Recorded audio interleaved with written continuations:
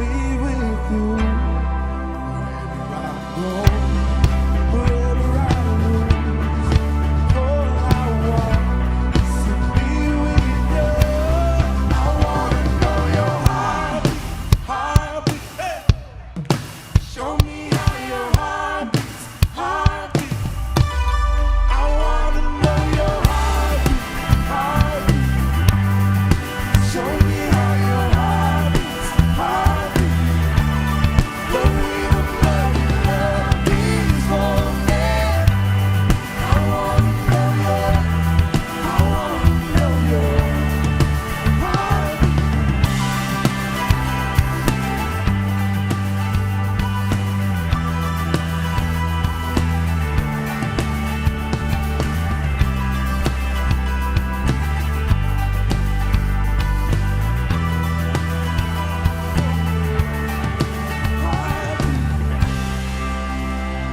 What's up, Mosaic? How you guys doing tonight?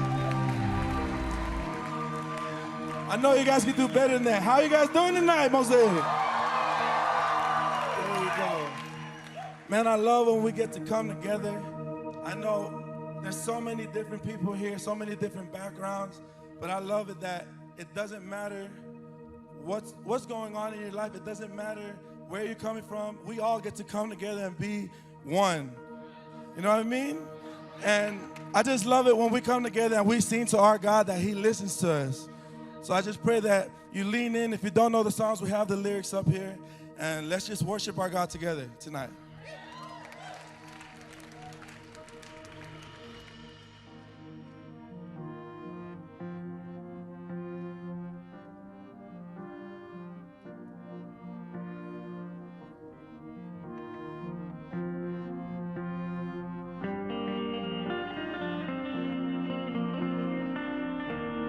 Tasted the world, some more than enough. This promise is fleeting.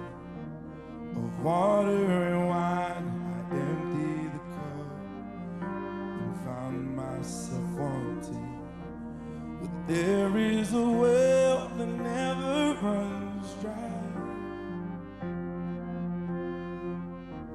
The water of life, the blood of the and all I know is everything I have means nothing. Jesus.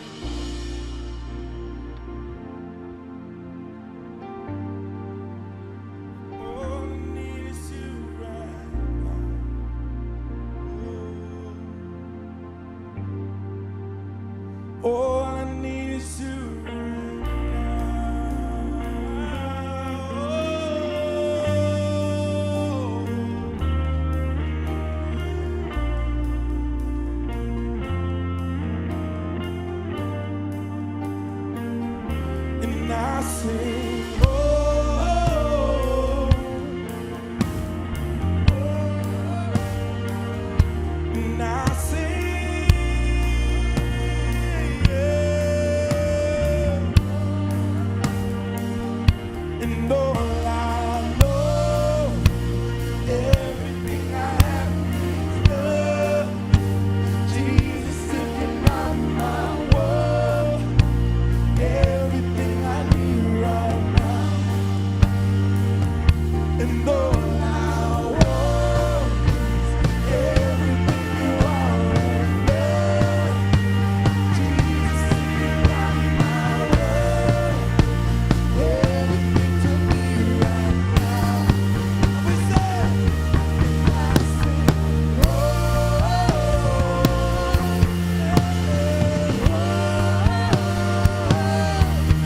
I want nothing but to know you, to be with you.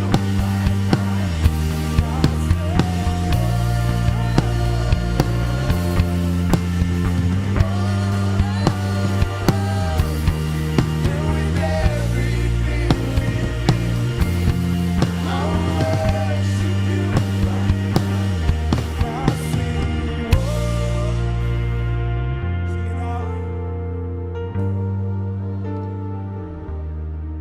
I want nothing but to know and to be with you.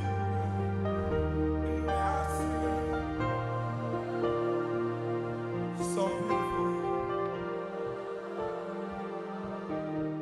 And with everything within me, I will worship you.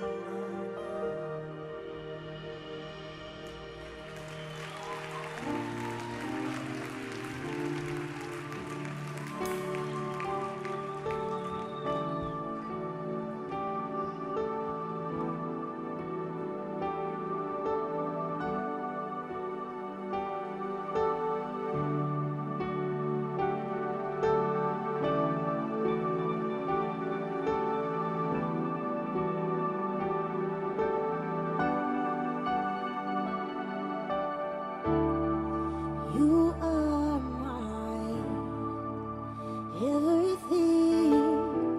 You are my own. Now and forever, I will sing. You are mine. Now that the stars found their place, even the sun will bring you praise. Heavenly lights will shine for you. When I am lost, you are my way. Jesus, my everlasting strength. You are mine. You are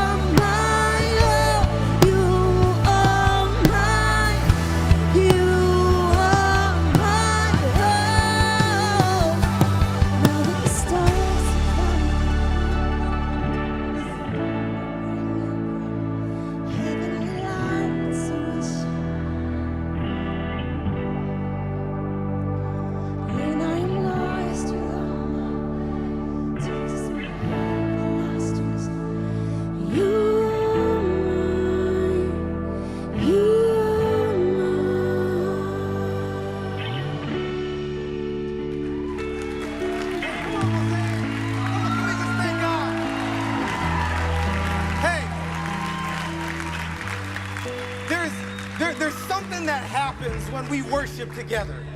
There's something that happens when we just open up our hearts and our souls. That what worship can do is it can knock down the walls that are keeping us from God. That worship can knock down the fears that are keeping us from our best self. That if we will just have the courage to step into a moment of worship, everything can change. See, you could feel it in that song, couldn't you? So you could feel God here, couldn't you? But I got a sense that there was just a little more that we could have brought. That if we would have elevated, if we would have just brought a little more, if we would have worshiped a little more, maybe those chains could have been broken tonight. And why we worship is because God is good. But we also worship because it reminds us so much that we need him. And so we don't want you to leave here without having those chains broken tonight. We don't want you to leave here having like that gratitude not unleashed in your life. So we're gonna sing that bridge one more time.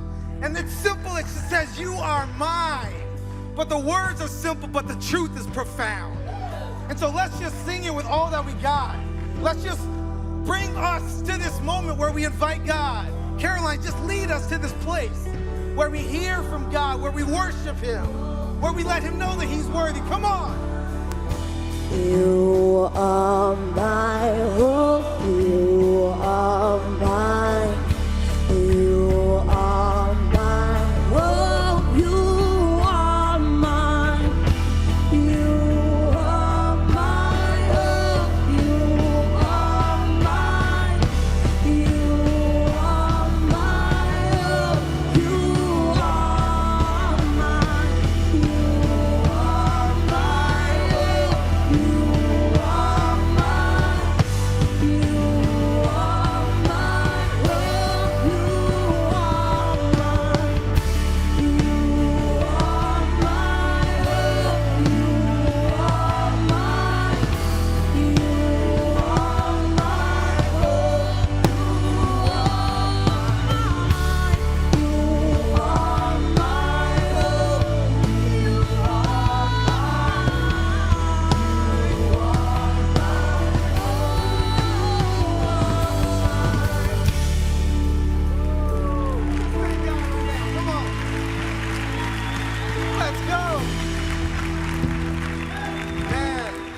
God, we just pray right now, we just thank you. You are a good God. You are a powerful God. And we are so thankful that you are ours. And in that truth, we are so much better than without you. So tonight, we celebrate you. We love you. We thank you. And we ask this in the name of your son, Jesus. And all together we said, amen. All together we said, come on now. Hey, welcome to Mosaic. Y'all ready to party tonight? We already getting started. Come on now. My name is Joe, if we haven't met yet. I'm one of our pastors. And I'm so excited, especially tonight. We got a gift, right? Because some of y'all know our band, Mosaic MSC, there's a crew on tour right now. They're in Boise, Idaho at this moment. But if you know something about Mosaic MSC, my man Rob here is a part of it, right? So, you guys remember like a couple years ago, it was like the Tupac hologram? Man, we got like a Robbie hologram right now. One's in Idaho and one's here. Or maybe he's just here right now. But yeah, he was like, I don't want to speak for you, but why are you here? Why are you here right now? Is my mic on this time? It's you good, bro. Yeah. Church before tour, man. Want to be here. Yes. Want to worship with you guys this Sunday. Let's go. Love you, bro. So we're so glad Rob is here. Continue praying for MSC as they lead people in worship, changing thousands upon thousands of kids' lives as they step into the presence of God. But here tonight, we doing our own worship. We doing our own church. And it's incredible. So what I'd love for you to do before we continue is just take the next 60 seconds. I want you to introduce yourself to somebody around you. Say hi, say how you doing, tell them your name. And then after you do that, you can have a seat.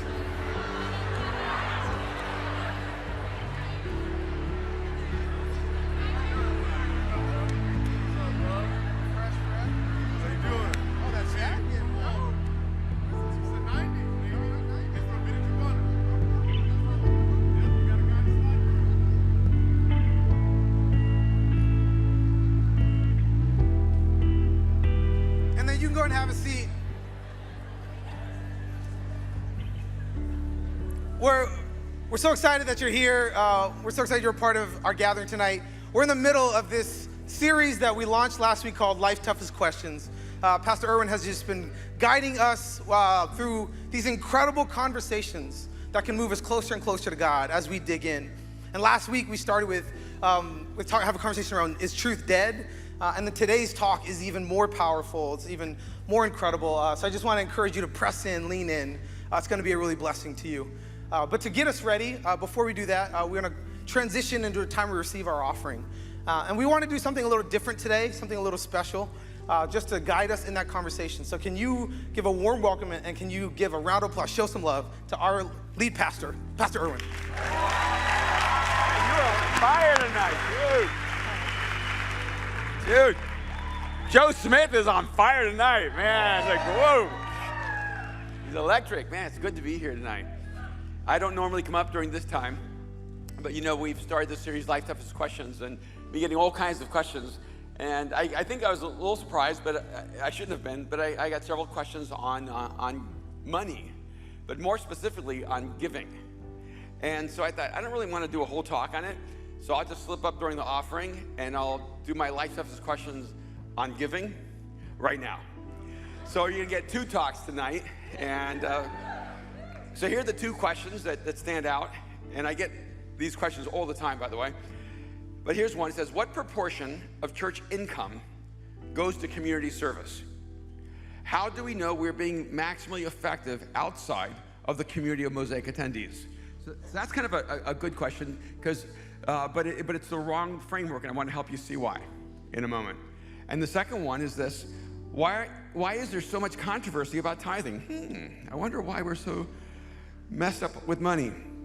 It says some churches say we should pay 10%, and some say it's an old practice of the Old Testament. Now, by the way, of all the questions I received, the only question I ever received where they sent me the answer as well was on money. And so they asked the question, but they answered it for me in case I didn't know the answer. They went on to say, yes, we should look after the poor and needy, but a tithe is not required. So in other words, do we have to give money? And they said, well, let me answer that, no. So I want to give you a framework. And then I was having lunch with a friend, and he said something that really disturbed me.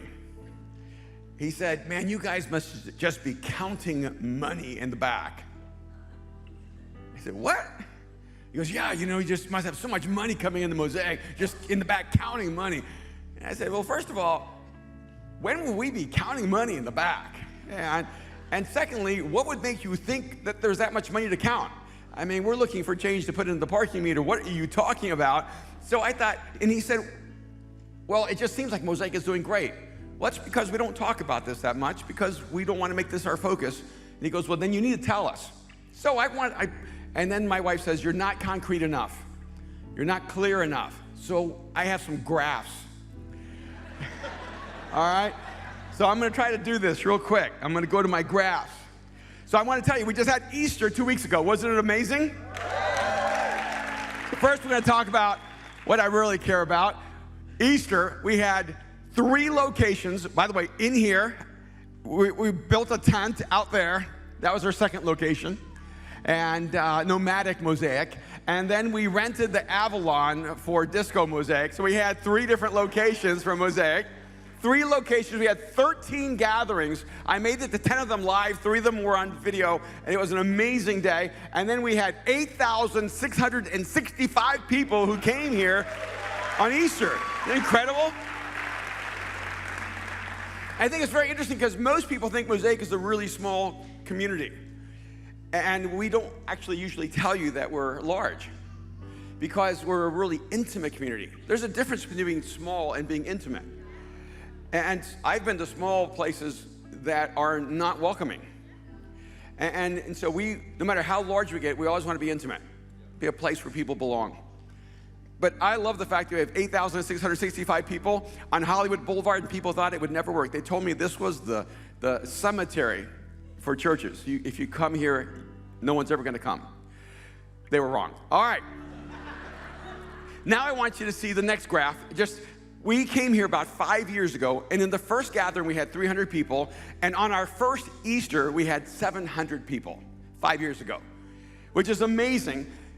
So 5 years later, we have almost 9,000, and we've had 1,684 people follow Jesus in baptism here at Mosaic. Isn't that amazing? And a lot of you were those people. And think about percentages. We've only lost 8 people to drowning. No, I was just kidding. Everyone lived. Okay, all right. All right, just making you stay with me. All right. And I don't like the word decisions there, but we wanted to write down the number of people who came here and didn't believe in God, but came to know Jesus Christ, and their lives were forever changed by his love. But that's a really long sentence. So we just wrote decisions. So we've had 8,998 people give their lives to Jesus. It's amazing. 2 of you procrastinated, or we could have had right at 9,000. Okay. That's right. Tonight's your night. All right. Now I want you to see the giving. This is the giving reality. We're going to do a little reality check here. All right. Next graph. 8,665 people here at Easter. I want you to see how many people in our community are recurring givers. 620. Let that sink in just for a minute. Because I'm an incredibly optimistic person. And so I'm always going to talk about everything God is doing and how grateful we are.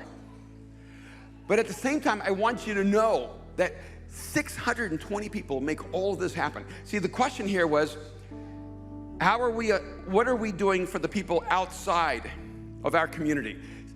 Here's the misperception. You may think everybody in here are the people financing what's going on. But because a lot of churches are closed, and so the people inside the building, that's who's there, and then everyone else is outside. But I'm gonna tell you a secret. Almost everyone who's in here right now was outside earlier today. And most of them haven't made the transition where this is their place where they sacrifice and give.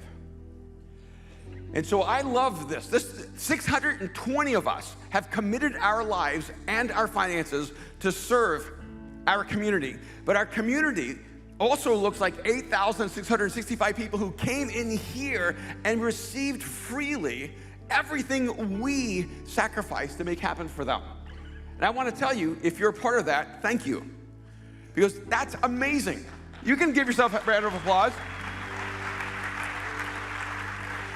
3 years ago, there were only 200 of us who were recurring givers. So we're up to 600. Now, percentage-wise, that's not necessarily awesome, but we're working our way there. So I thought, I'm gonna give you a pie chart, because like economists, they do pie charts.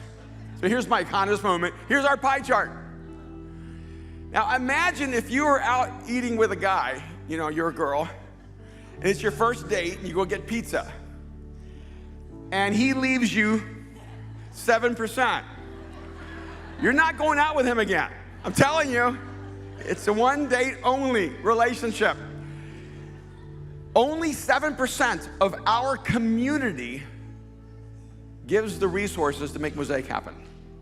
93%, this is what's important, receives what we've done.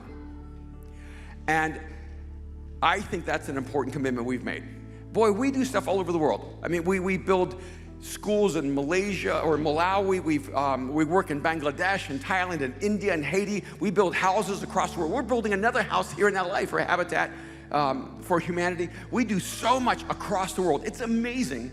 But I don't want you to underestimate how important it is for the mission that we have here in LA. Because I meet people every day that I just come to love. People whose lives are just a wreck, people who are just struggling through life, people who look so good on the outside and are just torn to shreds on the inside, and we're here for them. And we don't get this property free. We lease this thing. We don't own a square inch of property, but we're taking so much territory. And so I want you to see this. And here's my challenge. All right, we have 7% of our community who gives to support the 93%. Wouldn't it be amazing if we could flip that? But here's the wonderful thing. See, once we get to 93%, that pie is going to get bigger, because go to the next chart. Because the reality check is we have 8,665 people, but 620 who are recurring giving, givers. So we have 8,045 people who benefit from your sacrifice and mine together, okay? But that's not really the perspective that we need to have. Let's go one more. This is the reality. LA has 12 million people. 12 million people, many of them who've walked away from any possibility of coming to know God, who have been hurt and wounded by the church, by religion, who have heard conversations about faith that left them empty. And we want to take responsibility for loving them, building relationships, and having meaningful conversations to help people come to know the God who loves them. Those 12 million people, they're our responsibility. They're on us. All 620 of us. But I'm telling you, 620 of us can change the world. But wouldn't it be exciting if the 8,000 we have now become the recurring givers as we reach those 12 million people? Because there's so much God wants to do going forward. Oh, so when that guy asked the question, I'm assuming it's the guy, what about tithing? Why it's so controversial? The Old Testament, isn't it an Old Testament practice? We only need to give to the poor and needy, but not to tithe. Here's the thing. There is an Old Testament and there is a New Testament. In the Old Testament, it says, do not murder. That's Old Testament. I think we should keep doing that. See, I don't think we go, do not murder, that's Old Testament. I can kill anybody I want now, right? Because we go, well, that's law. Now we're in grace. I can kill you and just ask for forgiveness, and it's all good, right? See, grace is never less than the law. So if the law says do not murder, you know what Jesus said? Do not even hate your enemy, but love your enemy as yourself. Grace elevates us. In that Old Testament that we want to forget, it says do not commit adultery. I'm still for that.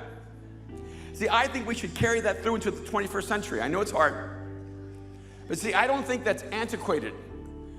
Do not commit adultery, I think, is still a really powerful, basic human precept. But you know what Jesus said? The law says do not commit adultery, but I tell you, do not even have lust in your heart for another person. That's grace elevates us. That's amazing, isn't it? So if the law says we should give 10% of our income, grace isn't going to say, now you can give 2. See, grace always frees you to do more.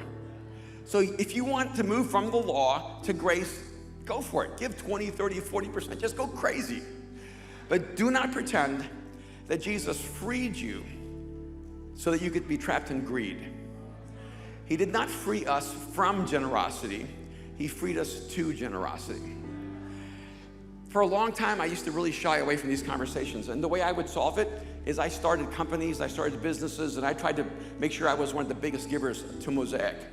And I realized that I was committed to the church, but I was apprehensive to call other people to be committed to the church.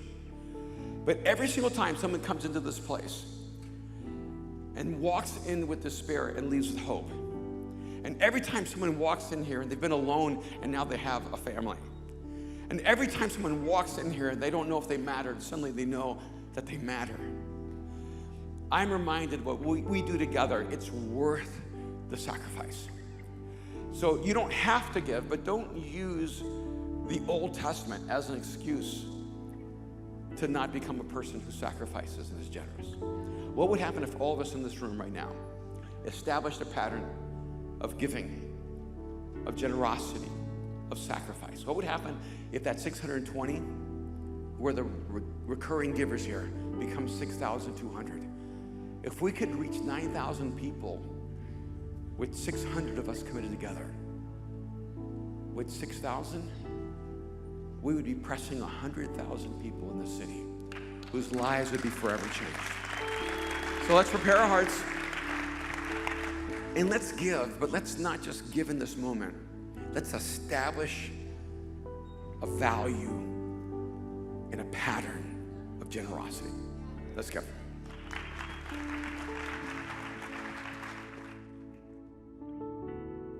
What's up, Mosaic? Hi, guys. Hey, we just thank Pastor Erwin. I know that's an important thing for him to call us to. You can give in those buckets. I know that none of you have a checkbook ever. You don't even know what that is. You can give online, mosaic.org/give. You can text Mosaic to 77977. You can also give in the Mosaic app. Setting up that recurring giving is super easy. Just one click, you got that all ready to go. Welcome, 8 o'clock. Woo! Yeah. Thank you. I'm Kelly. And I'm Lawrence. Welcome. We're so glad you're here. Whose first, second, or third time is it? Let's see your hands. Woo! High-fiving you. Wow. Yes. Welcome. Welcome home. We're so glad you're here. I just love being here with you guys. So, if you haven't already, download the Mosaic app. We have this awesome app. It's available to you. If you haven't downloaded it, you got it. It's just awesome. You can send in your prayer requests. You can stay connected with everything we're doing. You can, what else can you do? You can follow MSC and their tour, which is amazing, on the app. That's right. They're back still on the road. I'm going to be meeting them in Seattle on Thursday and Portland on Friday. I'm holding down the home front. She's holding down the home front, being an amazing mom and wife, because that's why this works. I love that. Yeah. Love that. Yeah, that's right. Works. Hey, we want to make sure we meet you. We can help you get connected. The easiest way to do that is right now you could text the word Mosaic to 41411. Fill out that in the link that sends you. Fill that out. Hit send. We're gonna get all your info. Be able to connect you this week. Let you know all the things that are coming up. And you want to be connected. Shameless plug, because you want to come serve with us. Kids pastors, our amazing kids team, come serve with us. Whole babies. I can do that because I'm standing up here. Yeah. Oh, what else? That's right. We have some of our Mosaic Kids team up here, up front. Love that. Crew. Who went to crew nights last week? Okay, hold them down. I love that. Hey, tomorrow night, crew nights. This is the best and easiest way to step into community, get to know people. Crew are medium-sized groups all over the city. Meet new friends, get connected, open up the scriptures together, and we've got them everywhere, so somewhere close to you. We got them in Hollywood, we got them out west, we got them in Pasadena, we've got them in the Valley, we got them downtown. There's one close to you. Check them out in the app, get the info there. You can also text crew nights to 41411. So, on a serious note, don't do life alone. Come to Crew. We want to hang out with you. It's such a great place and a space to meet your best friend. Also, this series is rocked our worlds already. Life's Toughest Questions. We want to know your question, so you can submit it at questions@mosaic.org, and we can hear what your question is. That's right. Yeah. Hey, we got one more song. Let's stand together, sing together.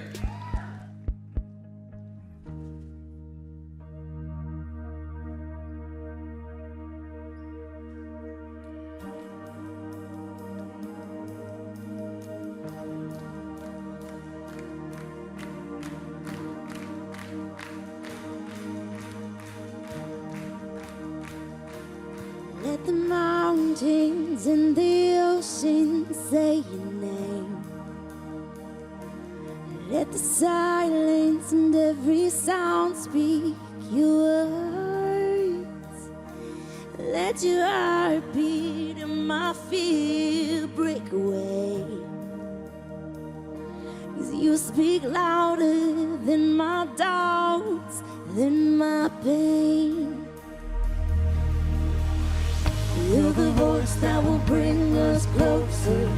You're the voice that will bring us home. Speak to us. Speak to us. You're the voice that will bring us closer. You're the voice that will bring us home.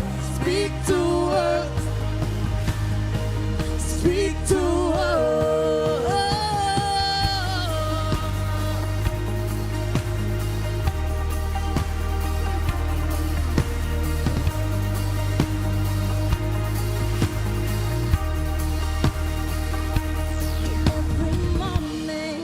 Creation draws to you. We know your voice from every other. Let us hear, and all the noises will surrender to your call. Now we see you. You are pulling us near.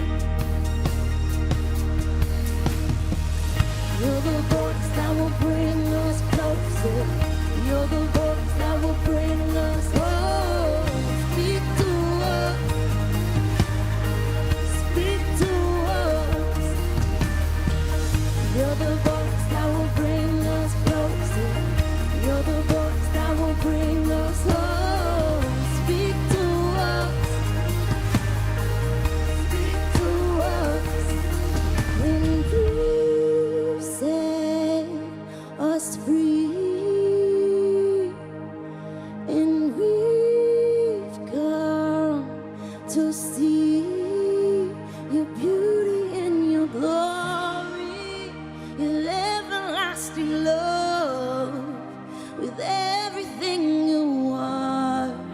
You open up our hearts, and you set us free. Oh, and we come to see your beauty and your glory, your everlasting love, with everything you are. You open up our hearts. You're the voice that will bring us closer. You're the voice that will bring us close. Speak to us. Speak to us. You're the voice that will bring us closer. You're the voice that will bring us close. Speak to us. Speak to us. Sing it out. Speak to us. Speak to us. Speak to us. Speak to us.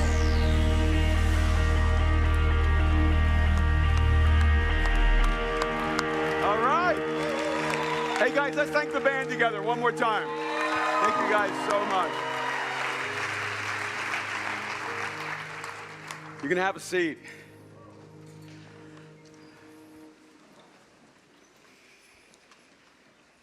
So we continue together life's toughest questions. Last week we looked together at the big question, is truth dead? And from the cover of Time magazine, we saw the connection of the article in the 1960s, is God dead? We saw this interesting relationship between the existence of God and the reality of truth. Because truth is always connected to trust. Truth exists because God can be trusted.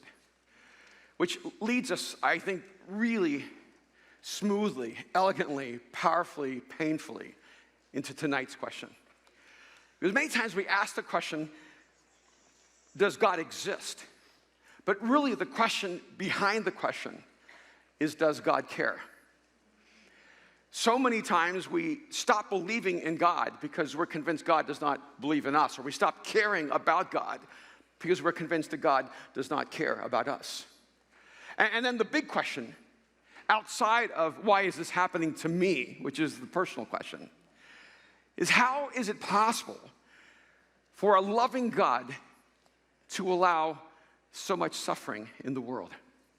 The timing is almost astonishing in that we are in the 25-year anniversary of the LA riots. 25 years ago, Kim and I packed up Aaron and Mariah, and we moved across the country and came here to LA. We were here 30 days when the LA riots broke out.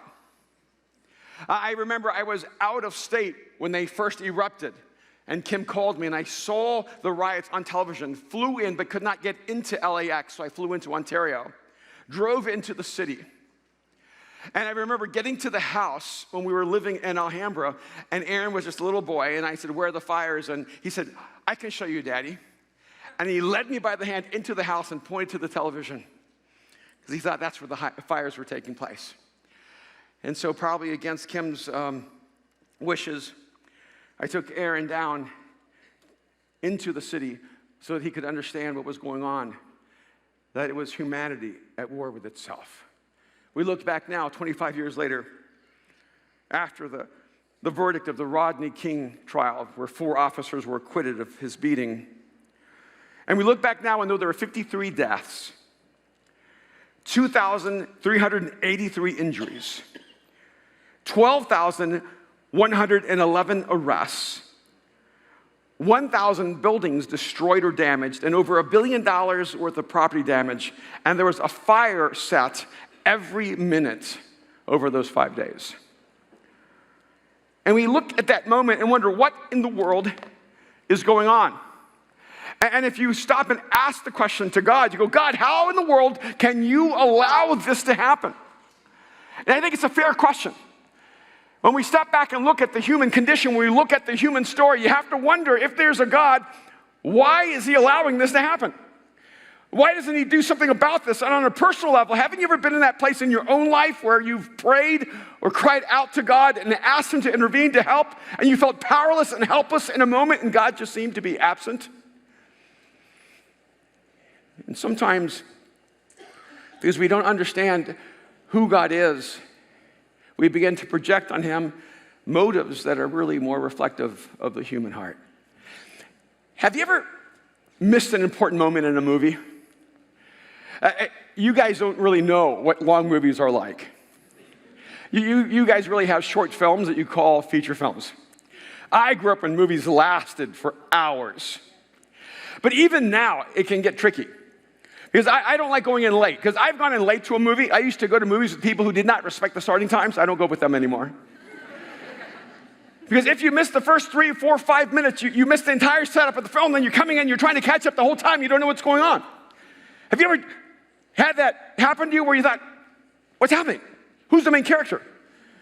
Somebody just died, but I don't know who it was. What is going on? And you realize you missed the first 3 minutes and the whole story makes no sense at all. But for me, the worst part is when you're in a really great movie and you drank way too much Diet Coke. And you're just trying to hold on for that sleepy moment where the director loved the scene just a little bit too much so you can run. And if you've ever gone to the ArcLight, they never put the bathrooms near the theaters. I don't know what they're thinking. Let's punish them. The bathrooms are somewhere over some obstacles and barricades and a river. So I'm running to the bathroom and I run back as fast as I can, but still keeping my dignity. And I get back into the seat and everything's changed. I missed the scene that actually mattered. And you don't even understand there was a plot twist in that moment. And nobody, and you're like, what happened? What happened? Shh. I wonder if it's that we're trying to understand life by watching 5 minutes of the middle of a feature film, with no understanding what happened before and what happens after. And we try to give it our own context and our own explanation, which is why I love this moment in John chapter 11, because it's almost a microcosm of human history. If we look at John chapter 11 and see the interaction, the relationship between Jesus and the people in this moment, we'll begin to have a picture of the human struggle with how could a loving God allow us to have so much pain and go through so much suffering. John 11, beginning in verse 1. Now a man named Lazarus was sick. He was from Bethany, the village of Mary and her sister Martha. This Mary, whose brother Lazarus now lay sick, was the same one who poured perfume on the Lord and wiped his feet with her hair. He needs to tell you which Mary it is because there were so many Marys. So the sister sent word to Jesus, Lord, the one you love is sick. I think this is an important starting point. Because everything that comes after this, what John wants us to understand is that he's entering into the story of Lazarus and Martha and Mary. And Lazarus is sick and he's going to die. Well, of course, we don't know that yet, but we know that he's in a critical situation, a critical moment of his life. And John wants us to know that everything that happens after this must be understood and interpreted through this one reality. Lord, the one you love is sick. The person that you hold dear to you, this friend that you have that's closer than your brother Lazarus, he's sick and he needs you. And after he makes this declaration, Lord, the one you love is sick, he goes on to say, when he heard this, Jesus said, this sickness will not end in death. No, it's for God's glory so that God's Son may be glorified through it.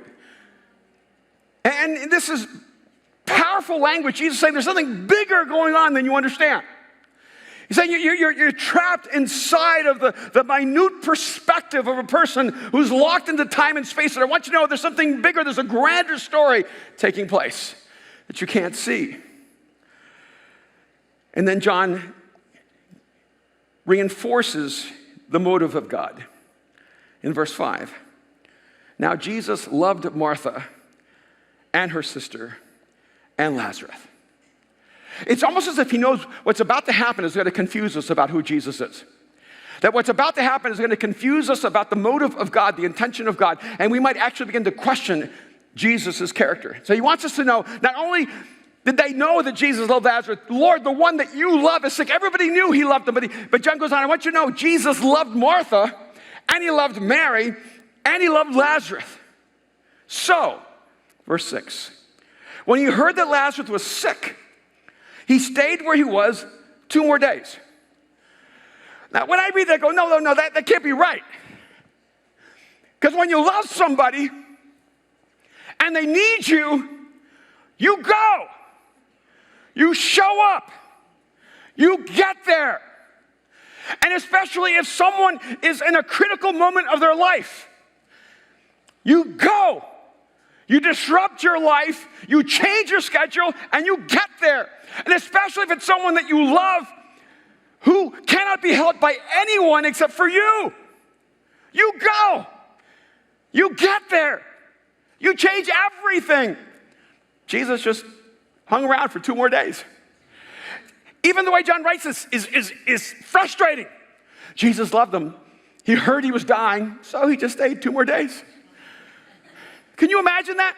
Who's the most important person in your life? Who loves you more than anyone in your world? Can you imagine calling them or having someone call them and say, she was just in a terrible accident. She's in ICU. We don't know if she's going to make it. We need you to come. Oh, I'm coming. But I have a roast in the oven. So I'm going to wait till my roast is done. Right? You don't understand. This is your son, this is your daughter, this is your husband, this is your wife, this is your best friend. They just had a stroke. We've rushed them to the hospital. They're on the bubble of survival. Well, you know, I have an appointment for a mani-pedi, and it's taken me weeks to get this. So when I'm done, I'll be over there. When you care about something, you move with urgency, and Jesus didn't go. Have you ever been angry with God because he didn't seem to show up? There's a God, I need help now. I don't know about you, but I have issues that need to be attended to, and I'm on a schedule. It's called life. And I need God to act in my life right now. I don't need God acting later. You know what the problem is? We're having to interact with a God who's eternal. He doesn't see time the way I see it. I need help now. God's now. It's so poetic to the Lord. A day is like 1,000 years. No! I need God to show up today.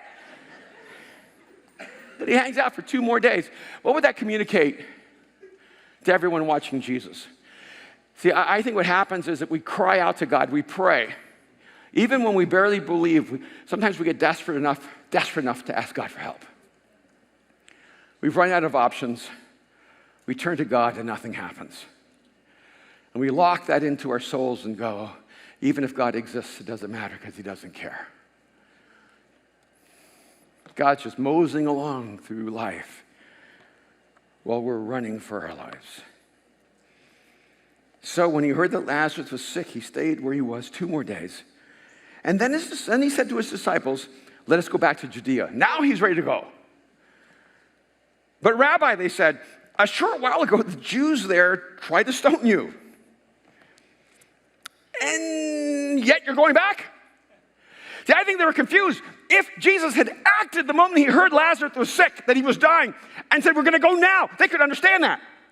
Because there's almost like a heart reaction. When you know someone needs you, you go and you face whatever danger's there.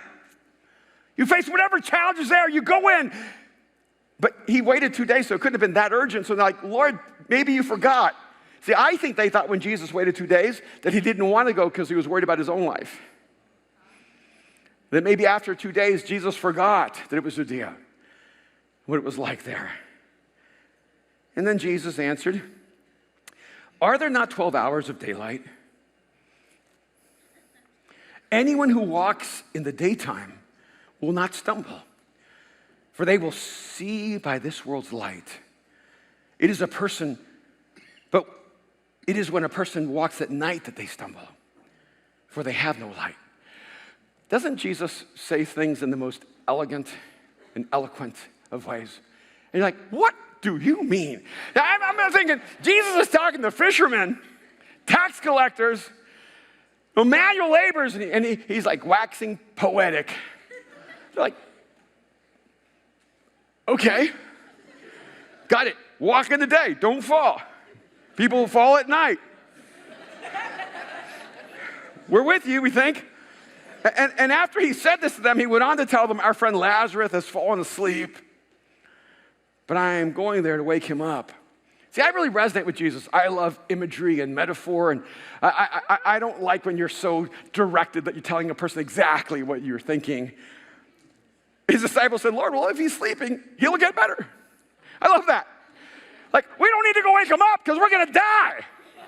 So we don't want to go to Judea. If he's just sleeping, he'll just wake up in his own time. He doesn't really need you, Jesus. And it says Jesus had been speaking of his death, but his disciples thought he meant natural sleep because they were dense. Then he told them plainly, Lazarus is dead, okay? I tried to be a poet with you, try to give you the beauty of my words, but I'm just going to lay it out. He's dead. You go, oh, okay, that changes the whole scenario. And he says, and for your sake, I am glad I was not there. Wait a minute. Don't put this on us, God. We die, you don't show up, you put it on us. For your sake. Wouldn't that be terrible? If God didn't show up in your life for someone else's sake, not even for yours. What if you're going through suffering and pain, and God's letting you go through it because there's someone else he's trying to help and going, I don't really need to be that instrument for someone else's life. I mean, someone went to Lazarus, look, you got an option. Jesus can show up and not let you die, or he can let you go through more suffering and pain so that others can actually learn who he is.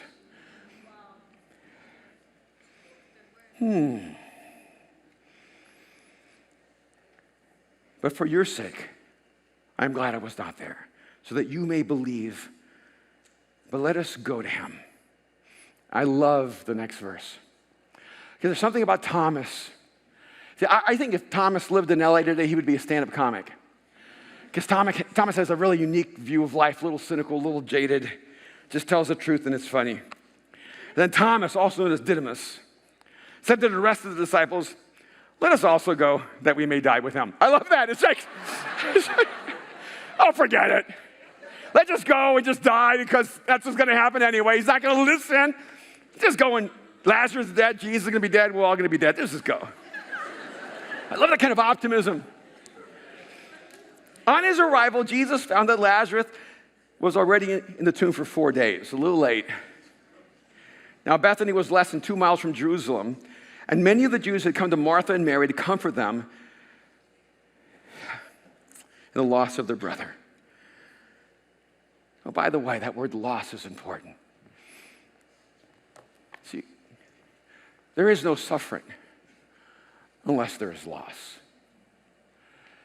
And we only experience loss when there's love. Stop and think about why we suffer as humans. I can only find a few categories. There might be more, but I think these will cover most of the reasons we suffer. I think category number one, we suffer because we make bad choices. We blame God for them sometimes. That's why it's always handy to have God. But the reality is that most of your pain and suffering and mine could be eliminated, if not alleviated at least, if we just made better choices. I mean, I look at my life, and most of my suffering is the result of the bad choices I've made. And it's frustrating. Because I want to be able to make my bad choices, and I want God to give me good outcomes. And that gives me a reason and a right to be angry with God. Because he needs to stop letting me experience the consequence of my choice. I mean, the reality is that we suffer in large part because we make bad choices. And here's the reality. Maybe you've heard this, that Jesus died for your sins. But here's what I've discovered in a very practical way. Jesus may have died for your sins, but he didn't seem to die for your stupidity. You have to die to that all by yourself. That God can't stop us from making stupid choices. When was the last time you experienced so much pain and so much suffering? The wounding was so deep, you realize It's because you made the wrong choices in your life. That's category number one. So if you want to eliminate suffering in your life, stop making bad choices. Category number two is a little trickier. We suffer not just because we make bad choices, but we suffer because other people make bad choices that affect our lives. It's you. You're my problem. You're going to make bad choices, and it's going to have an effect on my life. And I'm going to make bad choices. It's going to have an effect on your life. And here's where I look at my life. I go, as an adult, most of my suffering is a result of my bad choices. But as a kid, most of my suffering is a result of someone else's bad choices that wounded me, that left me broken. And then I let them blur together. And I let other people's bad choices create momentum. And I ended up making the same bad choices that they made. And I let their bad choices mark me, define me, and give me my identity.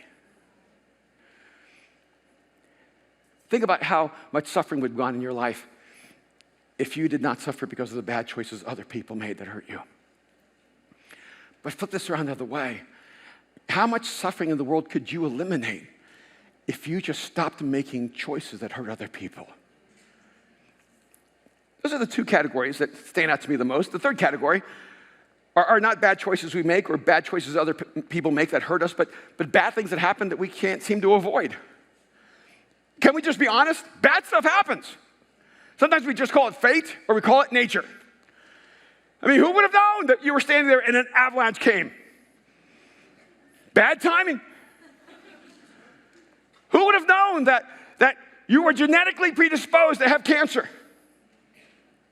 Who would have known that breathing in that oxygen was going to destroy your lungs? There's so many things that happen, and you didn't choose it. It just happened to you. The people in Bandiachi, they did not do anything that allowed that tsunami to come destroy their world. Nature just seemed to have it out for them. You ever felt like fate was just against you? You didn't get the job. You didn't get the part. You didn't get the girl. You didn't get the life. You didn't get the dream. And you're like, what is fighting against me? And I think it's interesting. When you feel like fate and creation and the universe is against you, you get mad at God. People never get mad at the universe. I hear people all the time talking. The universe only gets talked about in the warmest terms. Right? You know, the universe is for you. And the universe is, working in your direction. And the universe is leveraging your success. No one ever says, the universe is after me. Right? Wouldn't that be terrifying? Take a walk tonight. Look at the stars. Soak in creation and know they're coming.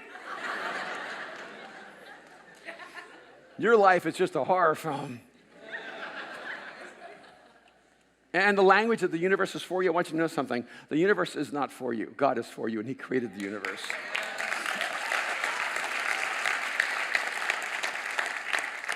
And so in that sense, you're right. The universe is for you because God created the universe to be for you. But we can't escape the fact that sometimes bad things just happen. And they don't seem to make any sense to us. And this is one thing that I've realized, is that it is not suffering that destroys us. It's the lack of meaning in our suffering. When something terrible happens in your life and it doesn't make any sense at all, and you can't figure out why it had to happen to you, that's when your soul finds itself drowning in meaninglessness. And we cry out, God, why is this happening to me? And then there's a fourth category. It gets worse. The fourth category is not the bad choices we make or the bad choices other people make that affect us or the bad things that happen that we just happen to be there. The fourth area is that bad things happen to people when they make good choices. And it's like, really? See, there's no way out. You make bad choices, you're going to suffer. But here it is. You make good choices, you're going to suffer. You're going to suffer even when you do the right thing. In fact, some of you have suffered because you did the right thing. Some of you lost the job because you made the right choice. You lost the girl because you made the right choice. You lost the future because you made the right choice. So you didn't lose yourself. But let me tell you, I know it's hard to applaud about suffering. You go, yeah, bring it on. I want to shift my suffering from the bad choices I make to suffering for the good choices I make. Let me tell you what will happen. The moment you start suffering for the good choices you make, it brings meaning to your suffering.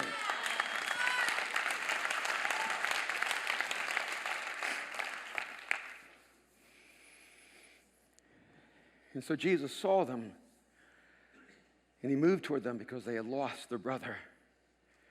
They were overwhelmed with sorrow and with pain. And when Martha heard that Jesus was coming, she went out to meet him, but Mary stayed at home, I think because she was angry with Jesus, because he disappointed her, because he didn't show up. Lord, Martha said to Jesus, if you had been here, my brother would not have died. I think that's the question all of us have for God in some way at some point in our life. Lord, if you had been here, if you had shown up, God, if you had answered my prayer, this would not have happened. That's incredible faith. Lord, if you had been here, my brother would not have died. But I love how then she adds the caveat, she says, but I know that even now God will give you whatever you ask. Like, I know if you had been here, he would not have died, but you're here now. And if you ask, your father will give you whatever you ask. And so Jesus responds to her, your brother will rise again. I love that. He knew exactly what she wanted. Her brother to live. He goes, your brother will rise again. It wasn't really that helpful to her. She answered, well, I know he's going to rise again in the resurrection of the last days, but he's dead now. Right? And then Jesus says, no, you think the resurrection is a place or a time in the future. You need to know the resurrection is a person in front of you. He says to her, I am the resurrection and the life. And the one who believes in me will live even though they die. And whoever lives by believing in me will never die. Do you believe this? How can you believe this? You know what Jesus is doing? He's connecting together tragedy and beauty, death and life, suffering and joy. Saying they don't exist apart from each other. You see, God introduced the story of beauty, but we introduced the story of tragedy. God is the one who brought to us the story of hope, but we brought the story of suffering. And instead of running from us, God ran to us. And you think, why would God allow us to live in a world where there's so much suffering? See, and people will say to me, well, I can't believe God exists because if God existed, he would not allow this suffering. How could you stop it? Human suffering is like an avalanche of all the consequences of all our bad choices as a human race. How do you stop the avalanche of human suffering when we are primarily the conduits and causes of it? In fact, it's interesting because when people say, I can't believe in God because there's suffering in the world, like, okay, you're right, there's no God. Is the suffering gone? Nope, suffering's still here. So now there's no God, but there's still suffering. So now we can't blame God because he doesn't exist. So if God doesn't exist and he cannot be blamed for our suffering, then who's to blame for our suffering? Oh, us. So then is it possible, since we're responsible for human suffering because God does not exist, so he can't be responsible because he doesn't exist, but we exist, so we're responsible. So is it possible we're responsible for suffering and God does exist? And he's absolutely brokenhearted that we've made choices that have led us to such suffering. And livid that we would cause so much suffering. So why would God allow us to live in a world with suffering? And here's, I think, a really painful truth. Have you ever been brokenhearted? Have you? Have you ever come to realize that the only person that can break your heart is the person you've given your heart to? Here's the dilemma. We want love, but we do not want pain. But the only ones that can cause us pain are the ones we love. The only person who can ever break your heart is the one who has your heart. See, suffering is not the enemy of love. It is the result of love. Because God suffers because he loves us. See, Jesus said all this is happening so that God can be glorified in a greater way. But the driving narrative of this is love. And sometimes we confuse the two. See, God is going to do something that makes the tragedy beautiful. But God is not the God of the tragedy, he's the God of the beauty. And I want you to realize something. The only reason we can create suffering and the only reason we experience suffering is because God is a God of love. Because if God was only interested in glorifying himself, he would have never given us free will. He would have made us simply reflections of his power and beauty, like a sunflower or a sunrise. But a sunflower or a sunrise cannot experience love.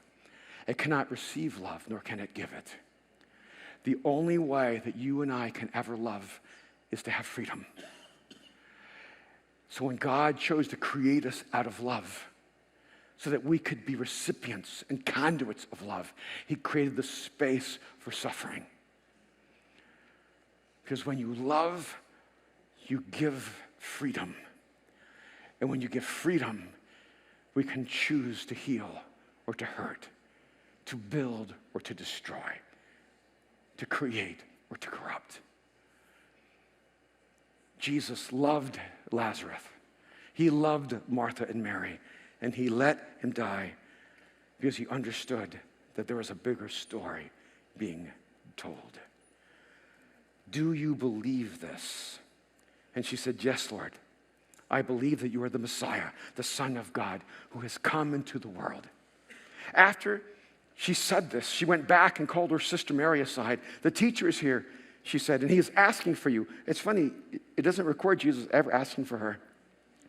I think Martha hoped that Mary had more influence with Jesus and could maybe get Jesus to do something she could not get him to do. When Mary heard this, she got up quickly and went to him.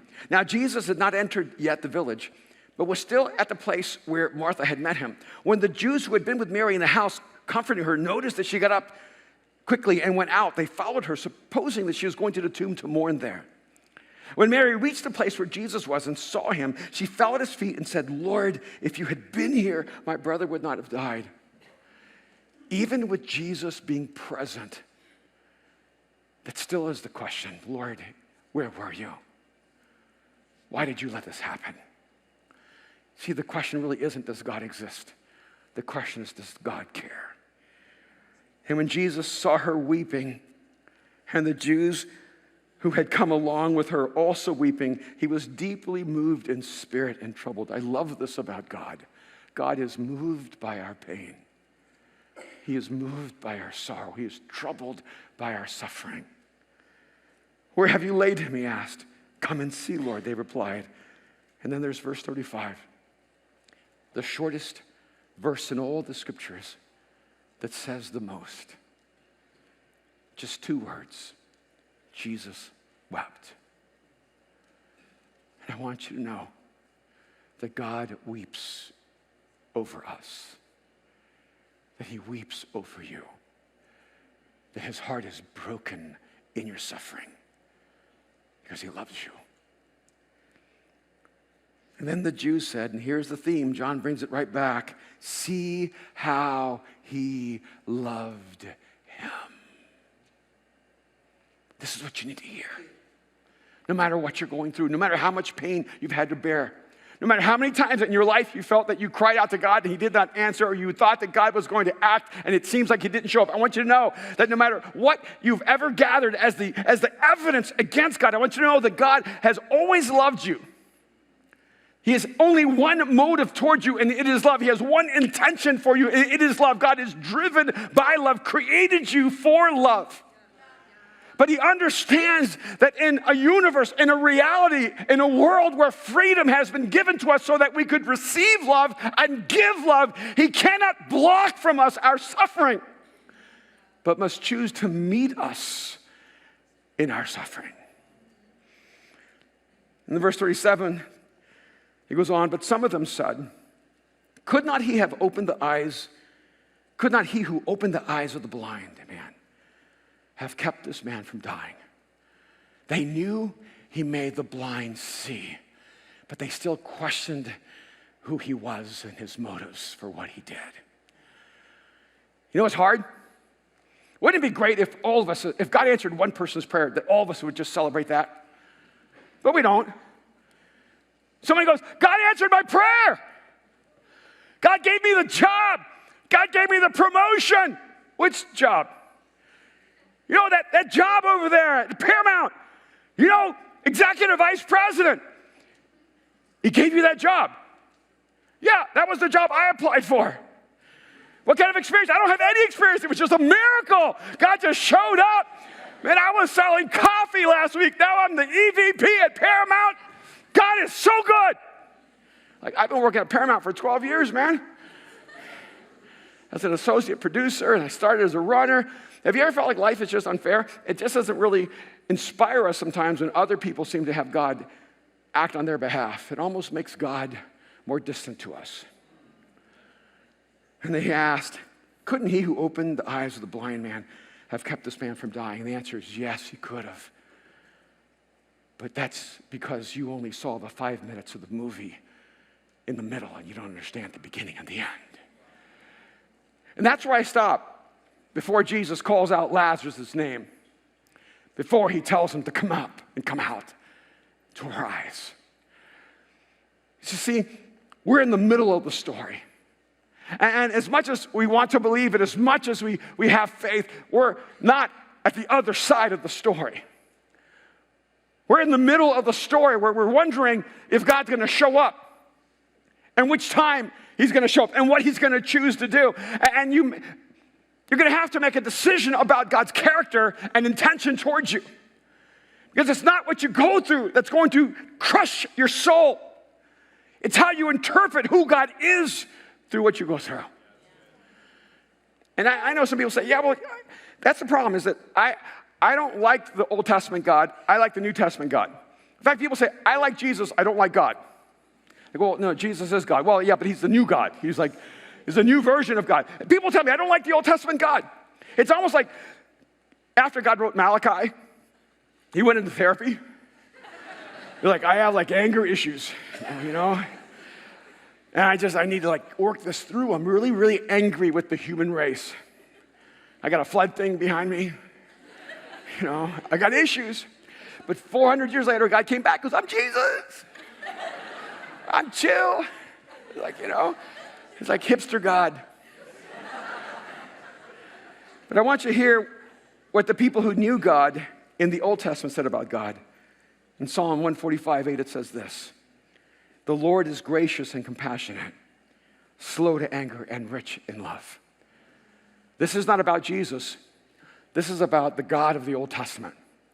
See, God has always been the God of love. God has always been gracious and compassionate, slow to anger and rich in love. Let that sink in and seep in. Jesus is love because God has always been love. But when you step into human history that's so filled with hate and violence, you can project your own heart on God. In Jeremiah 31:3, God says about himself, the Lord appeared to us in the past saying, I have loved you with an everlasting love.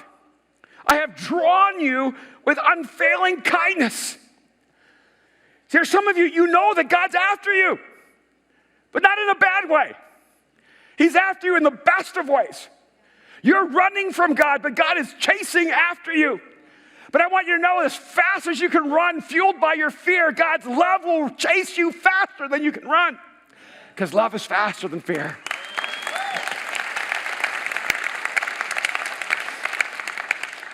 If you've never heard God speak to you, I want you to hear God speak to you. I have loved you with an everlasting love. I have drawn you with unfailing kindness. In Hosea chapter 11, verses 3 and 4, God uses the metaphor of a mother or father who holds their child. It says, it was I who taught Ephraim to walk, taking them by the arms, but they could not realize it was I who healed them.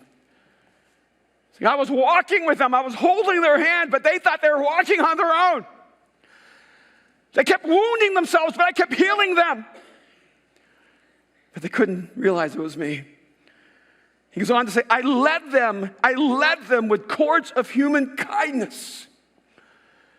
See, God is not a malevolent dictator trying to make you a puppet or a robot. God leads you with the cords of human kindness, with ties of love. I think sometimes we use language as if God makes us a slave and imprisons us and steals life from us. I want to be bound to the ties of love. If God is love, I want to be strapped to his very heart and led by his kindness. It says, to them I was like one who lifts a little child to the cheek, and I bent down to feed them. We so misrepresented God. Do you remember when Moses and God had that brief interaction in the desert? God showed up in the burning bush. Moses was a little surprised. God said, take off your sandals. You're on holy ground, because everywhere God is holy. And then God has a conversation with Moses. Do you remember how it went down? Moses said, God, there you are. I've been wandering in this desert for 40 years looking for you. You need to step up and be God. Your people are down there, and they're slaves to Egypt crying out to you, and you're doing nothing. Why would you allow us to suffer like this? Do you remember that? Except it didn't go down like that. It was the opposite. It was God encountering Moses and confronting Moses saying, I have heard the cries of my people, and I'm going to act and deliver them, and you're going to go on my behalf. See, I think sometimes we get confused who the hero of the story is. It's God who hears your cry. It's God who is moved towards you. And when a person comes to bring you healing and help, let me tell you, it is God who is moving them to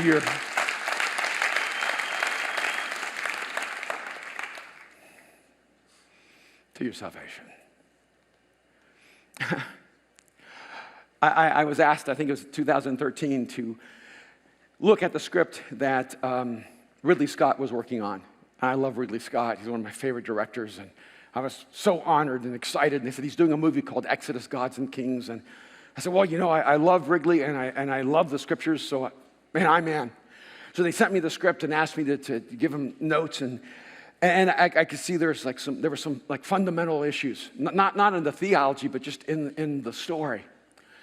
Because I could tell that the writer did not like God. I said, well, are Christians going to have a hard time with God being represented as a boy? I said, that's not going to be really the problem. Christians are also intuitive and artistic, and they can get that. And his name is Malik, and I think they can get over that. And they said, you think we can get over that? I said, I think you can. The problem you can't get over is that God is just not a good guy. He's just a really bad person. And in the way the story was written, Moses slips and falls, hits his head against a stone, and then God shows up as a hallucination. I said, that might create a little bit of turmoil in people who actually believe in God. I said, but okay, let's keep God as a hallucination. Maybe what you could do is he kind of sees God right before he hits the rock, and we don't know if it's God or just his imagination. That makes it even more interesting. But what I think you need to do, though, is rethink why God exists. I said, in fact, your writer's an atheist, isn't he? And they paused and said, yeah, how'd you know? I said, oh, I can read it. Because Moses never comes to believe. Because the writer is really Moses in the story. But here's the dilemma, though. All right, I'm not going to try to convince you there's a God. I mean, I might, but I'm not. I'm going to accept that there is no God. That God is a projection of human ideals. That God is a projection of the human subconscious. Why would we create God? Why would we create God if he does not exist? We would only create God because, well, our conscience is telling us that we should be more noble, but we're not. Or more honorable, and we're not. Or more courageous, and we're not. Our conscience is telling us we shouldn't have killed or lied or stolen, And so we project, we create this idea we call God. So God is really the personification of the best of humanity. So why would you create a God character who's actually the worst of us? That's not called God. And then I said, remember the movie Braveheart? I should have said Gladiator. But I said Braveheart. Remember in Braveheart you have Robert the Bruce and William Wallace? And Robert the Bruce is the one who was born to lead. He was supposed to lead. He was entrusted with that responsibility, but he was a coward. And William Wallace was not really supposed to lead, but he saw that the people needed to be set free. There was an enemy that needed to be conquered. And so he stepped into that moment. And in many ways, his entire life journey was to help Robert the Bruce become the man he was born to be. I said, you see, God is William Wallace. He's the good guy. And we are Robert the Bruce. We're the ones who are indifferent and fearful. And God steps into the story to pull out the hero in us. So this is the way the story should be told. If God is just a construct of our psychological need, God should be what keeps inspiring him to step past his fear into courage, to step past himself into servanthood. God should be the ideal that keeps calling him up. See, I think we get angry with God because we want to blame him for the condition that we've created. And we should be grateful that God is more patient with us. Because when we're mad with God, say, God, why would you let this happen to me? I think you need to listen. Because I think God's going, why would you let this happen to you? I created you for more than this. I created you for love, not war. I created you for justice, not injustice. I created you for compassion. I created you for kindness. I created you as humans reflecting my image and likeness. Look what you've done with what I've given you. If I were God, I'd be angry that we've been entrusted with so much and have done so little. I remember when I was younger, my mom was always on a spiritual search. And we brought a Buddha home. We became Buddhists for a while. She started listening to Rabbi Harold Kushner, who later wrote a book, When Bad Things Happen to Good People. She became Jewish for a season. I mean, she, just really always searching for meaning, searching for God. But I remember the day that there was an earthquake in Managua, Nicaragua. My mom never, I feel like, just exposed her heart just completely to us, was always very careful. I remember that day, I felt as if I saw into her soul. I saw such pain and disappointment in God. She said, I just cannot believe that there's a God and he would allow such senseless destruction and suffering like this. I remember that was the day she became a deist, when she decided that maybe God exists, but he doesn't care. Maybe he created everything, but he is detached from our experience. It's kind of ironic that that same woman later led us all on a path to find Jesus. And she was in such a painful place in her life. Her husband had dementia and Alzheimer's. Her parents were in their 90s, and they moved from El Salvador to stay with her so she could take care of them. My grandmother had not eaten a piece of solid food in, I think, up to 2 months. My grandfather was holding on for the fear of death, not the hope of life. My mom would have to feed her husband and shower him and change him. And then she slipped and fell and damaged her hip, was in a hospital. And she did not allow herself to stay to recover because the three of them would have literally starved to death if she wasn't there to take care of them. I just happened to call her in this moment. I said, Mom, how are you doing? And I expected her just to have a moment to vent. I think it would have been fair. I think it would have been okay for her to say, why would God do this to me? Why would he allow me to go through so much suffering? Why would God not intervene? But she didn't say any of that. You know what she said to me? She said, God must really love me to allow me such great suffering.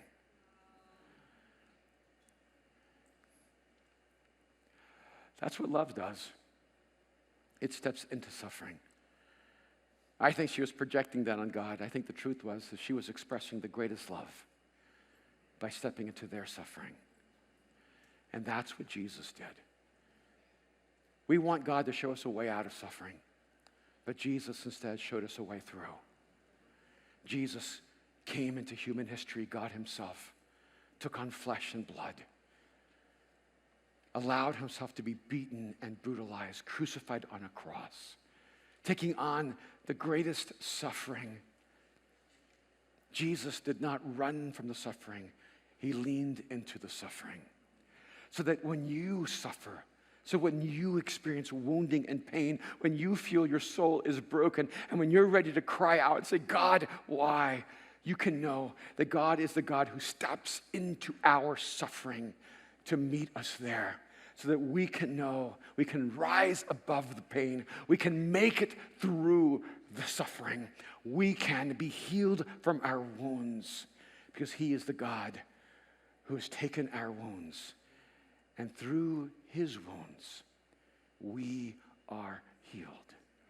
That's who Jesus is. He has come to meet you in your pain, to meet you in your disappointment, to meet you in your suffering. Man, who could have ever imagined a God like this, who would join us in our suffering, who would bear the weight of the world on himself, who would carry the consequence of sin and allow himself to be the sacrifice for the avalanche that we've created of brokenness, and then be buried, and on the third day rise, so that all of us could know that it's not just one named Lazarus that he would call out from the dead, and that the way you measure time is not the way God measures time. You may think he didn't show up, but I'm telling you, God is never late. He is waiting for that moment where you will know him most fully, most powerfully, most beautifully. And maybe that moment is right now. Would you bow your heads with me just for a moment? Just close your eyes. Jesus understands your suffering. He sees your wounds. He knows the brokenness. And maybe you're just tired of hiding the mess of your life from God, from everyone around you, from yourself. And this is your moment to open up your life to the God who loves you. This is the moment where everything will change for you. This is the moment where Jesus' death on the cross becomes real for you. And you cross that line of faith and let him give you new life right now. He wants to heal your deepest wounds. He wants to fill the emptiness in your soul. He wants to teach you how to find joy in the midst of your suffering. If you're here and you're tired of living this life without God, you're tired of the struggle alone, if you're ready just to come clean and say, Jesus, I need you, I want you to pray this simple prayer. Jesus, I give you my life. That's it. That's the starting point. Jesus, I give you my life. There's so much more that you'll want to say to God, so much that God's going to say to you. But I'm telling you, this is where you start. Jesus, I give you my life right now. Just whisper that to God right now. This is holy ground. Jesus, I give you my life. If you're here and that's your prayer, I want to pray for you. If you're here and that's your decision, your choice, I want you right now just to raise your hand and say, Erwin, that's my choice. Today I choose to give Jesus my life. Just hold it up high. Beautiful. Right now, just hold it up high. Don't wait. Don't hesitate. Don't look around. This is you. This is your choice. This is your moment. Just hold it up high. Let me see you. Beautiful all over the room. Anyone else right now? Wonderful. Father, I thank you for those who in this moment have whispered this simple prayer, Jesus, I give you my life. I pray that right in this moment you would wrap them up in your love and let them know that you have heard their prayer and that they belong to you, that love has won, that you've met them in their suffering and pain, and that you are the God who will bring healing and hope. Jesus, I pray that you would be more real to them than life itself, for you are life itself. I thank you that today is the beginning of new things for them. I want you to keep your heads bowed just for a moment, your eyes closed. There's some of you here, and there is just deep wounding and pain. You've been fighting back sorrow and depression, anxiety, despair. Some of you, your soul just feels so hollow. You're drowning in your wounds. You can't seem to get free of the bitterness and the hurt. And you need to have those anchors around your neck broken. If that's you, if you've been wondering if God cares, and tonight you're saying, okay, God, I'm going to trust you. I'm going to believe that you care. And I'm going to ask you tonight to heal me. I'm going to ask you to do something really difficult. I want to pray for you, but I want you to stand right now. I want you to make a physical act that says, I'm done living a life of brokenness. I am just so tired of letting these wounds keep cutting deeper and deeper into my soul. I just want you to stand right now. I'm so sick and tired. Yeah, we can. Anyone else?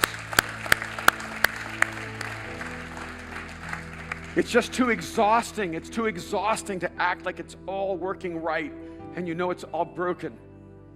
So just stand. Don't worry about what anyone else thinks. Don't worry about your reputation. This is why we're here. And I know that God wants to do a deep healing in your life. And I want to pray for you right now. Anyone else? If you raise your hand to give your life to Jesus, you may want to stand with them and let God continue to do a deep work in you right now. Anyone else right now? Wonderful. Beautiful. I know it's hard. Those can be the most difficult 3 feet of your life, but they will change everything for you. I'm going to pray. Beautiful. Anyone else? There's several of you still standing. You're still standing. Just come. We'll wait for you. That's why we're here. That's why we're here. Wonderful. God, you tell us that you are our healer. You are Jehovah Rapha. The Lord heals. And so, God, I'm just going to be impetuous enough to ask you to heal everyone who's standing right now. I'm going to ask you, God, to do such a deep work in them that today will mark their life.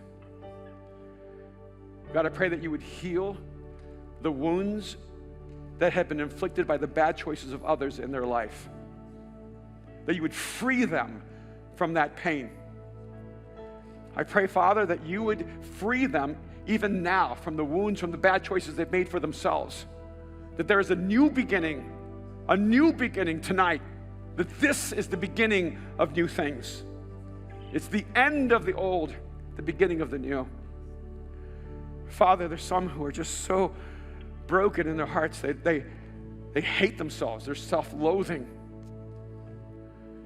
And they look so good on the outside, and no one could ever imagine what they see when they look in the mirror. And I pray that today they would see someone else in the mirror. They would see who you see, that they matter, see their beauty, God, see their value, that God, they would stop seeing themselves through the lens that distorts their soul.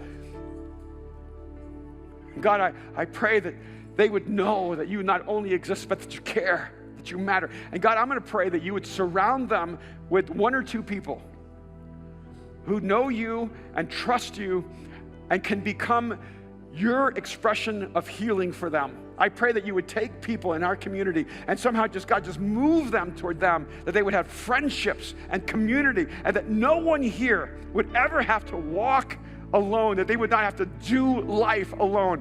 God, I pray the end of loneliness in this room. that you'd begin to build deep friendships, real community. And Jesus,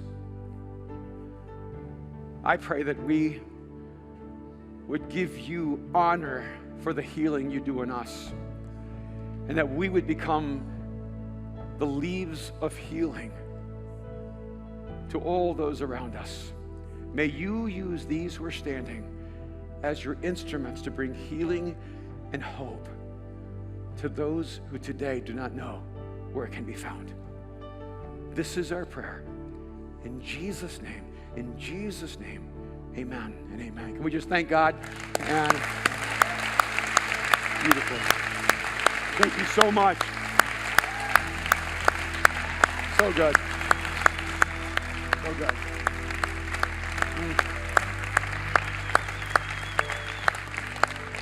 We're going to continue next week. I don't know why, but I feel like I need to say this. There's some of you who have been hurt by the church. Some of you have been wounded by people who were in leadership at a church. There's some of you who have been wounded by people who use God's name to make you less.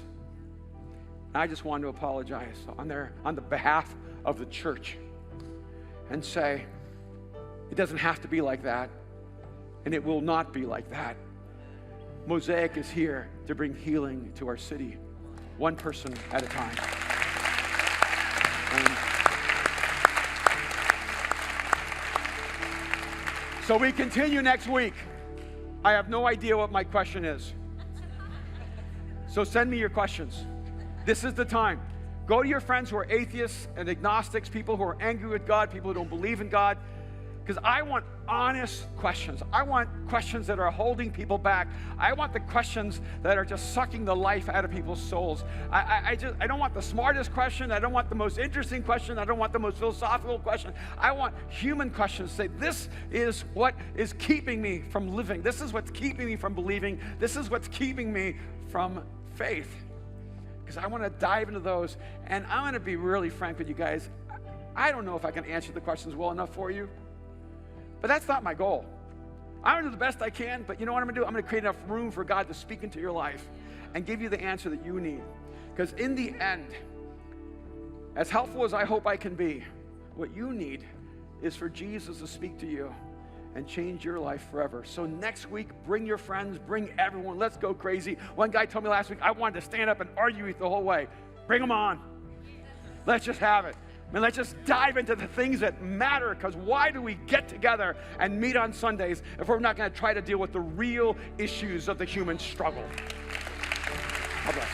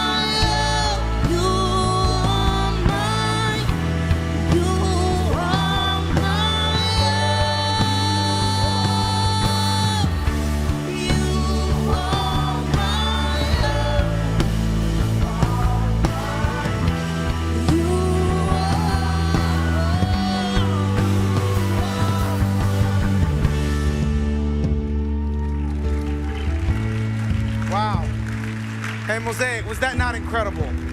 Was that not a blessing to you? If that was a blessing to you, can we thank Pastor Erwin for leading us for guiding us. Yeah. Tonight was special. You could feel it. This is why we're here. This is why we do this. So if you made a decision tonight, if you raised your hand, if you said yes to Jesus, if you stood up, if you just moved towards God, what we'd love to do is we want to meet you.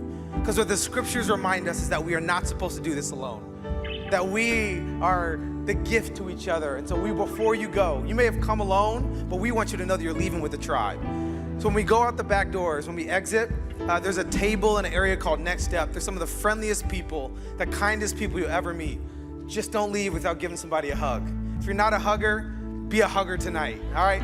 Sometimes you just need to see another human and just know that you are loved. So if you leave with nothing else tonight, leave with that. You are loved by God. You belong here. This is home. And man, I'm so glad that we got to do this tonight. We're gonna remember this night for a long time.